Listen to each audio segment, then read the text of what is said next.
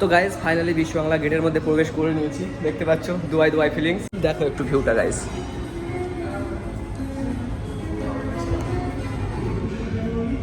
Guys first time এরকম জায়গায় খাওয়া দাওয়া করছি, নিচে দিয়ে গাড়ি যাচ্ছে, আমরা উপরে বসে খাওয়া দাওয়া করছি। ফিলিংসটা কিন্তু সেই রকম।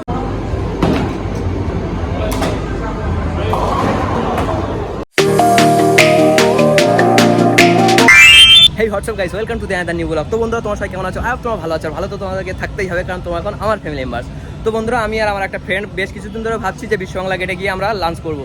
তো ওর সময় হয়তো আমার সময় হয় না, আমার সময় হয়তো ওর সময় হয় না, কিন্তু আজ আমরা সময় বার করে ঠিক চলে এলাম বিশ্ব বাংলার সামনে। তো দেখতে পাচ্ছ তো পিছনে আছে বিশ্ব বাংলা গেট। গতকালকে আমাদের দুজনের কথা হচ্ছিল যে আগামীকাল যাই হয়ে যাক না কেন আমরা যাবো তো যাবো। আমরা বলছি ঠিক আছে, যেতে তো হবেই, অনেকদিন ধরে যাবো করছি, যাওয়া হয় না। তো ফাইনালি আজকে চলে এলাম। তো গাইস বিশ্ব বাংলা গেটে উপরে যাওয়ার জন্য এখান থেকে টিকিট কেটে নিতে হবে। এখানে আছে টিকিট কাউন্টার বিশ্ব বাংলা গেট। তো চলো আমরা আগে টিকিটটা কেটে। তো গাইস উপরে যেতে গেলে আমাদের এখন 45 মিনিট ওয়েট করতে হবে, কারণ উপরে এখন চাপ আছে বা কি বৃত্তান্ত নিয়ম কারণ আছে যায় না। বলছে তোমাদের এখন উপরে যেতে গেলে 45 মিনিট ওয়েট করতে হবে। তো 45 মিনিট এখানে বসে বসে টাইম স্পেন্ড করছি আর এই লস্যি খাচ্ছি। তো গাইস লস্যি খাওয়া শুরু করতে পারেনি, কল চলে এসছে বিশ্ব বাংলা গেট থেকে। কি বলে শুনি। হ্যালো হ্যালো, আচ্ছা আচ্ছা আসছি, ঠিক আছে চলো। আমাদের তো কল চলে এসছে, এখনো লস্যি শেষ করতে পারলাম না, কল চলে এসছে।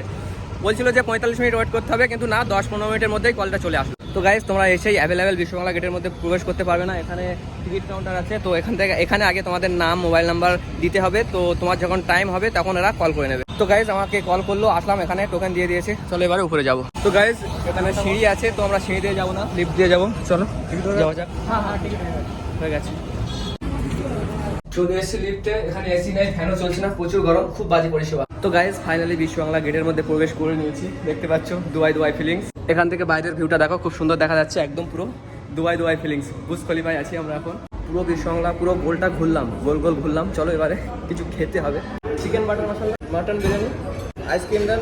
তো গাইস আমাদের খাওয়ার অর্ডার দেওয়া হয়ে গেছে। তো বলছে খাবার আসতে প্রায় 40 মিনিট মতো সময় লাগবে। তো এখানেও 40 মিনিট সময় লাগছে। তো চলো ততক্ষণ আমরা একটু ঘোরাফেরা করি। বিশ্ব বাংলা গেট উপর থেকে ভিউটা দেখো, নিচে কত গাড়ি, উপরে আমরা ঘুরছি ফিরছি। দেখো একটু ভিউটা গাইস।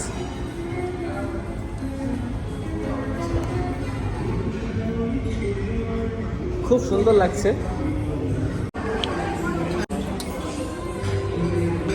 তো গাইস ফাইনালি আমাদের খাবার চলে এসছে। মাটন বিরিয়ানি, চিকেন বাটার মশলা আর রায়তা সব কিছু চলে এসছে। সব কিছু না, এখন আইসক্রিম বাকি আছে। তো চলো আমরা আগে খাওয়াটা শুরু করি। গাইস ফার্স্ট টাইম এরকম জায়গায় খাওয়া দাওয়া করছি, নিচে দিয়ে গাড়ি যাচ্ছে, আমরা উপরে বসে খাওয়া দাওয়া করছি। ফিলিংসটা কিন্তু সেই রকম। তো চলো খেয়ে নিই। কিন্তু আমাদের কিন্তু কেমন লাগছে জায়গাটা? ভালো লাগছে, ভালো তো লাগবে। তোমরা যারা এখন আসেনি এখানে একদিন এসে ভিজিট করে রাখো, খুব সুন্দর লাগবে।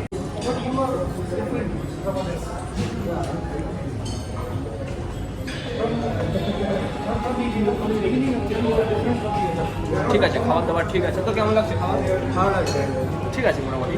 গাইস চামচ দিয়ে খেতে একটু অসুবিধা হচ্ছে, তবুও কিছু করার নেই, মানিয়ে নিচ্ছি। তুই কমফর্টেবল খেতে পারছিস চামচ দিয়ে? ঠিক আছে, ও বলছে খেতে পারছে কমফর্টেবল, আমি তো খেতে পারছি না, একটু অসুবিধা হচ্ছে মাংস টাংসগুলো খেতে। তো চলো কিছু করার নেই, এবার খেতে হবে। গাইস আমাদের খাওয়ার পরে আইসক্রিম চলে এলো। এটা আছে, তোটা কি আছে, ব্রাউনি আইসক্রিম আছে, আর আমারটা আছে ননেল গুড়ের আইসক্রিম। তো এখানে কিন্তু গাইস একটা কথা তোমাদেরকে বলে দিই যে পার হেড 500 টাকা করে তোমাদেরকে বিল করতে হবে। 500 টাকার উপরে বিল করতে হবে। 500 টাকারও কম বিল করলে এখানে অ্যালাউ নেই। পার হেড এখানে 500 টাকার উপরে বিল করতে হবে। চলো আইসক্রিমটা খেয়ে নিই। তো গাইস ফাইনালি খাওয়া দাওয়া কমপ্লিট করে ফেললাম, বিল চলে এসেছে। চলো বিল পে করে দেবো, তারপরে আমরা বেরিয়ে যাবো। গাইস ফাইনালি খাওয়া দাওয়া হয়ে গেল, বেরিয়ে যাচ্ছি। তো বাই বাই করে দিই বিশ্ব বাংলাকে, টাটা বাই বাই। তো গাইস খাওয়া দাওয়া করে এদিকে একটু ঘুরতে এসেছি। ভীষণ রৌদ্র, জায়গাগুলো খুব সুন্দর, কিন্তু একটু রৌদ্র কম হলে ভালো হতো, প্রচুর রৌদ্র। গাইস একটু এর উপরে উঠেছি, তার নিচে দিয়ে সিকিউরিটি চিল্লাচ্ছে, এই উপরের থেকে নাম, উপর থেকে নাম। কত হিংসুটে, একটু ওঠার মতো নেই। তো নেমে গেলাম, যেহেতু ওদের এরিয়া, ওরা যেটা বলবে সেটা তো শুনতেই হবে। আর সবচেয়ে বড় কথা ডিসিপ্লিন। এর উপরে হয়তো ওঠা আইন নেই, ওই জন্য হয়তো নামিয়ে দিচ্ছে। গাইস এ তো মিউজিয়ামে চলে এসেছি, এখানে মডেল বসে আছে, মডেলের ছবি তুলতে হবে। তো চলো মডেলের একটা দুটো ছবি তুলে দিই। গাইস দেখো, এটা বাইরে থেকে যতটা ছোট মনে হচ্ছে, এটা কিন্তু অতটা ছোট নয়, ভিতর থেকে আরও অনেকটাই বড়। গাইস তারপরে চলে এলাম একটু সিটি সেন্টারে। সিটি সেন্টারটা একটু ঘুরে দেখা যাক চলো। তো গাইস সিটি সেন্টারে এসে আমরা গেম জোনে চলে এসেছি, এখানে কিছু গেম খেলবো, তারপরে আমরা বার হবো। তো গাইস আমরা এই গেমটা চুজ করেছি, তো এই গেমটা চুজ করেছি আমরা এই গেমটা খেলার জন্য। এখান থেকে জুতোটা চেঞ্জ করে নিতে হবে, জুতো এখান থেকে দিয়ে দিচ্ছে। চলো আমার শুটা খুলে এই শুটা পরে নিতে হবে। তো গাইস চলে আসলাম গেম জোনে। তো বলটার ওয়েট কিন্তু প্রচুর আছে, বলটার ওয়েট লেখা নেই, বলটা প্রচুর ওয়েট। তো চলো দেখি।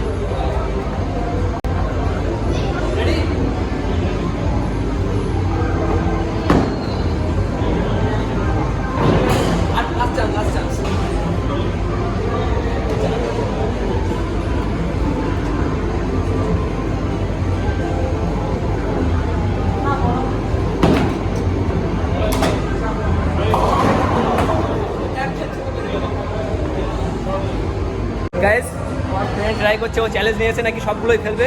তো দেখি কি করে। চল